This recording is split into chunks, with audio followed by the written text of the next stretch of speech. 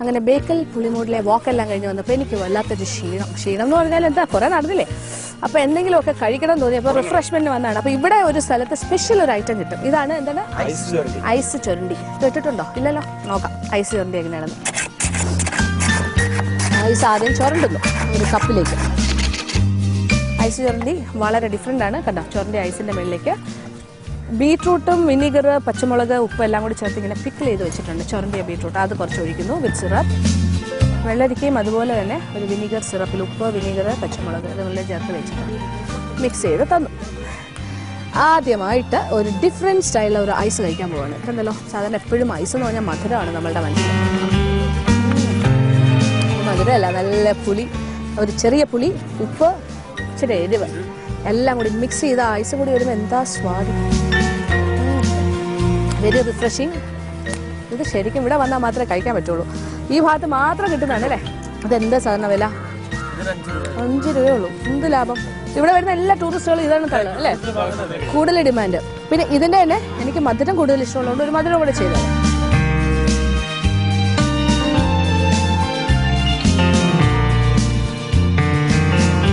Ice വീണ്ടും ഇതിങ്ങനെ crush ചെയ്തെടുത്തു. അതിലേക്ക് കുറച്ച് പൊരി കടല ഇട്ടു, ടൂട്ടി ഫ്രൂട്ടി, മധുരം. ഇനി മധുരം എന്ന് പറയുന്നത് നിർബീണ്ടി നന്നാറി സിറപ്പ് അല്ലേ, ഇവിടുത്തെ സർബത്താണ്. മധുരത്തിന് ആവശ്യമുള്ള സർബത്ത് ഒഴിക്കും. ഓക്കെ, മധുരം വെരി കളർഫുൾ. കണ്ടല്ലോ. അപ്പം എരിവ് കഴിച്ചു കഴിഞ്ഞു. ഇനി അടുത്ത മധുരം. ഇത് സ്വീറ്റ് ഐസ് ചൊറിയത്. അപ്പോൾ ഇതൊരു വെറൈറ്റി ആയിട്ടല്ലേ. ഇത് സാധാരണ ശരിക്കും ഇവിടെയൊക്കെ ലോക്കലായിട്ട് കിട്ടുന്ന സാധനമാണ്. നല്ല അങ്ങനത്തെ ഒരു വ്യത്യസ്തമായ ടേസ്റ്റ്. സാധാരണ ഇത് പുറം രാജ്യങ്ങളിൽ ഷേവ്ഡ് ഐസ്, ഇങ്ങനെ ഐസ് ഷേവ് ചെയ്തിട്ട് ഇങ്ങനെ പല ഫ്ലേവേഴ്സിലുള്ള സിറപ്പ് ഒഴിച്ചിങ്ങനെ കൊടുക്കാറുണ്ട്, ക്രഷ്ഡ് ഐസ്. അപ്പോൾ അതിൻ്റെ ഒരു നാടൻ വേർഷനാണിത്. ഇവരിത് വളരെ നാടനായിട്ട് ഇങ്ങനെ വലിയ ആർട്ടിഫിഷ്യൽ ഭയങ്കര മെഷീൻസ് ഒന്നും ഇല്ല. ഐസ് ക്രഷർ ഇതിൽ വെച്ച് അരച്ചരച്ച് ഇങ്ങനെ ചെയ്ത് തരുന്നില്ല. ഇത് തന്നെ ഒരു വലിയ സന്തോഷം. അപ്പോൾ എന്തായാലും ഞാൻ ഹാപ്പി. ഇതിനെല്ലാം കഴിച്ചിട്ട് ഇവിടെ നിന്ന് പോകാം.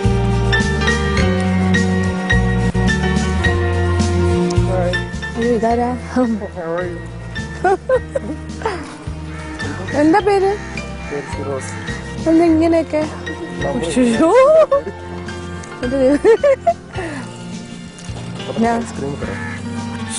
ദൈവമേ, ഇത് ശരിക്കും ഞാൻ സിനിമയിൽ മാത്രമേ കണ്ടിട്ടുള്ളൂ കേട്ടോ. ചാന്ത് കൂട്ടില്. അയ്യോ അല്ല,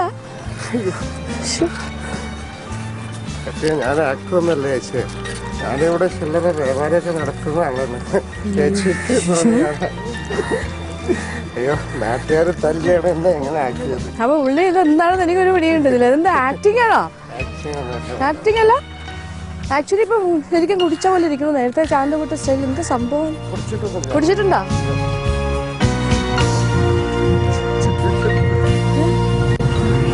ഇതെന്താ ഇത്ര വിഷമം? ഞാനൊന്നും പറഞ്ഞില്ലല്ലോ. എന്താ കരയുന്നേ? ദൈവമേ, ഭാര്യയായി കരച്ചിൽ തുടങ്ങിയതേ. ഇങ്ങനെ ഭാവങ്ങളൊക്കെ ഇങ്ങനെ മാറി മാറി വരുന്നത് എന്താ സംഭവം? എനിക്ക് ഒറ്റ പിടി കിട്ടുന്നില്ല. ഞാൻ എന്താ ചോദിച്ചേ? എനിക്ക് ആണോ? അബദ്ധമായിന്നാണ് തോന്നുന്നത്. എന്താ സംഭവം എനിക്ക് ഒരു പിടി കിട്ടുന്നില്ല. ദൈവമേ, ഭാര്യയായി. അയ്യോ, മിണ്ടില്ലാന്ന്. ഈശ്വരാ. ഹലോ, ഇങ്ങോട്ട് വന്നേ.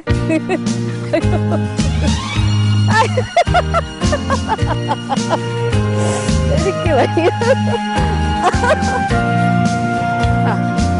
ഓക്കെ, ഞാൻ ചോദിച്ചോട്ടെ. ഇദ്ദേഹം ഒരു നല്ല ആക്ടറാണ് വാസ്തവത്തിൽ. ഇതൊന്നും അല്ല ആള് ഒറിജിനൽ ആളെ കാണിച്ചുതരാം. ഒറിജിനൽ ആളെന്ന് കണ്ടോട്ടെ. എത്ര പെട്ടെന്നാണ് ഭാവങ്ങൾ ഇങ്ങനെ മാറി മാറി വരുന്നത്. എന്താ പേര് ശരിക്കും?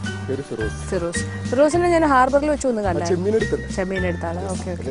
ശരിക്കും ഇവിടെ നാട് ഇവിടെ തന്നെയാണ്. എന്തോ ഭയങ്കര വലിയ ബിസിനസ്സുകാരനാണ് ഹാർബറിലെ അല്ലേ. പക്ഷേ ഇവിടുത്തെ എല്ലാവരുടെയും പ്രിയപ്പെട്ട ഒരാളാണ്. കാര്യം വളരെ അധികം ആൾക്കാരെയൊക്കെ എന്റർടൈൻ ചെയ്യുന്ന ഇങ്ങനെ തമാശകളും ഒക്കെ പറഞ്ഞ് ഒരിക്കലും ദേഷ്യം വരാത്ത ആളാണെന്നാണ് പറയുന്നത്. പക്ഷേ ഇത് വെറും അഭിനയം മാത്രമാണ്. ഒറിജിനലി ദേഷ്യം വരില്ല. വളരെ സരസനാണ്, ജനസമ്മതനാണ്. അപ്പൊ ഇലക്ഷനിൽ നിന്ന് ജയിക്കല്ലേ?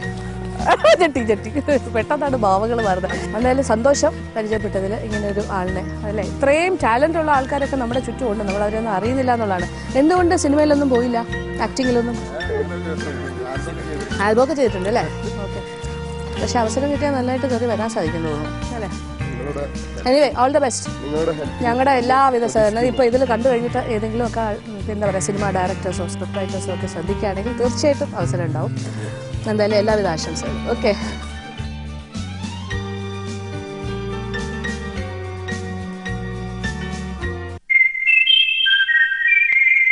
ഞാനൊരു ബോട്ടിന്റെ അകത്തേക്ക് കയറി കഴിഞ്ഞു. വലിയ ബോട്ടല്ല ഇത്, ശരിക്കും കപ്പലല്ലേ, ഷിപ്പ്, വെസൽ എന്നാണ് ഇതിന് പറയുന്നത്. ഇത് ഗുജറാത്തിൽ നിന്ന് വന്ന വെസലാണ്. ഇതിൽ പലവ്യഞ്ജന സാധനങ്ങളാണ് കൊണ്ടുവന്നിരിക്കുന്നത്. ഗോതമ്പ്, കടുക്, പിണ്ണാക്ക്, സോഡാക്കാരം ഇതെല്ലാം ഇവിടെ കൊണ്ടുവന്നിട്ട് ഈ പോർട്ടിൽ നിന്നും ഇത് പിന്നെ അൺലോഡ് ചെയ്യാൻ പോവാണ്. ഇങ്ങനെ ചെയ്തുകൊണ്ടിരിക്കുന്ന കാഴ്ച പതുക്കെ താഴെ ഇറങ്ങാം. ദൈവമേ, ഇതിന്റെ ഗോഡൗൺ എന്ന് പറഞ്ഞ കണ്ടില്ലേ, നമുക്ക് കാണുമ്പോൾ തോന്നും ഇതൊരു ബോട്ടിന്റെ മാതൃകയിലുള്ള കപ്പൽ. ഇതാണ് വെസൽ എന്ന് പറഞ്ഞത്. അപ്പോൾ ഇതിന്റെ അടിഭാഗം മുഴുവൻ സ്റ്റോറേജ് പ്ലേസ് ആണ്. ചാക്ക് കണക്കിന് ഇത് എന്തോരം ടണ്ണുണ്ടാവും സാധനങ്ങൾ. പണ്ടത്തെ കാലത്തൊക്കെ ആൾക്കാർ ഇങ്ങനെ ഉരുവിലൊക്കെ യാത്ര ചെയ്ത് പായ്ക്കപ്പലിലൊക്കെ പോണ പോലെ ഇത് ഇപ്പോഴത്തെ ഒരു ടൈപ്പ് ഓഫ് ഷിപ്പാണ്. കണ്ടല്ലേ, മെർച്ചൻസ് കൊണ്ടുവരുന്ന ഈ ട്രേഡ് കാര്യങ്ങൾക്ക് വേണ്ടിയിട്ട്, അതായത് കച്ചവടമാണല്ലോ ഇത്. ശരിക്കും അവിടുന്ന് ഗുജറാത്തിൽ നിന്ന് സാധനങ്ങൾ ഇവിടെ കൊണ്ട് ഇറക്കുന്നു. ഇവിടുന്ന് പല സാധനങ്ങളും ലക്ഷദ്വീപ് പോലുള്ള സ്ഥലത്തേക്ക് കൊണ്ടു. ലക്ഷദ്വീപിലേക്ക് ഇവിടുന്ന് എല്ലാ സാധനങ്ങളും, ഈറ്റബിൾസ്, ആഹാര സാധനങ്ങൾ, പിന്നെ മെറ്റൽ, സിമെൻറ്റ്, ഇങ്ങനെയുള്ള എല്ലാം കൊണ്ടുപോകുന്നതാണ്. അവർക്ക് ശരിക്കും പറഞ്ഞാൽ തേങ്ങയും മത്സ്യസമ്പത്തും മാത്രമേ ഉള്ളൂ കൂടുതലായിട്ടും. ബാക്കിയെല്ലാം മറ്റ് രാജ്യങ്ങളെ ഡിപ്പെൻഡ് ചെയ്യുന്ന അവസ്ഥയാണ്.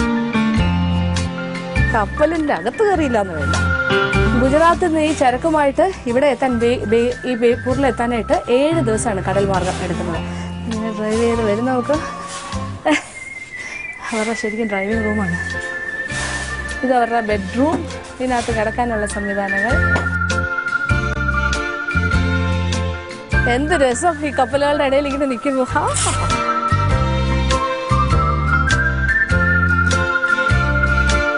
എനിക്കെന്തോ ഭയങ്കര ഒരു റോയൽ ഫീലിംഗ്, എന്തോ രാജാവായതുപോലെ. ഇതിൻ്റെയൊക്കെ മേളിൽ കയറി നിൽക്കാൻ സാധിച്ചപ്പോൾ ഭയങ്കര രസം.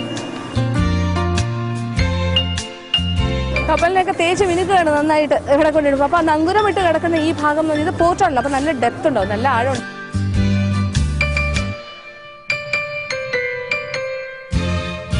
ഞാൻ എൻ്റെ ഈ കപ്പലിനകത്തോടെ ഇങ്ങനെ നടക്കുക. അപ്പോൾ അപ്പുറത്ത് കിടക്കുന്ന കപ്പലിലേക്ക് ഒരു ചെറിയ വായുനോട്ടം നടത്തുകയാണ്. നെയ്ബറല്ലേ, അവിടെ എന്താ കാണുന്നത്? അയ്യോ, അവിടെ നിറച്ച് വെളുത്തുള്ളി, സവാള, ഇതെല്ലാം ചാക്ക് കണക്കിന് കൊണ്ട് വെച്ചിരിക്കുക അതിനകത്ത്. അതും അൺലോഡ് ചെയ്യാനായിട്ട് വെയിറ്റ് ചെയ്യാണ്. ഇത് കഴിഞ്ഞിട്ട് വേണം അവനെ ഇച്ചിരിയോടെ ഇങ്ങോട്ട് നീക്കിയിട്ടിട്ട് അൺലോഡ് ചെയ്യാൻ. അപ്പം നമ്മളൊക്കെ ഇപ്പം നെയ്ബേഴ്സാണ്. കണ്ടോ, ആ കപ്പൽ ഈ കപ്പൽ, ഇതാ പറയണ്ടേ.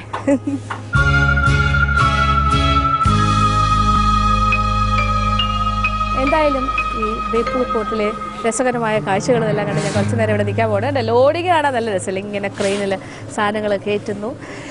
ഈ സജീവമായ പോർട്ടിൽ നിന്നും കുറച്ച് നേരം കറങ്ങി നടന്നിട്ട് ഞാൻ യാത്ര പറയും. അപ്പോൾ നമ്മൾ തമ്മിൽ നാളെ കാണും. അതുവരെ